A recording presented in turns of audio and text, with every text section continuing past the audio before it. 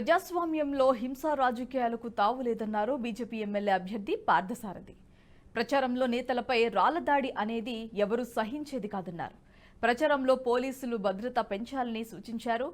జగన్పై దాడి అనేది కేవలం పోలీసుల వైఫల్యమేనని మండిపడ్డారు పార్థసారథి.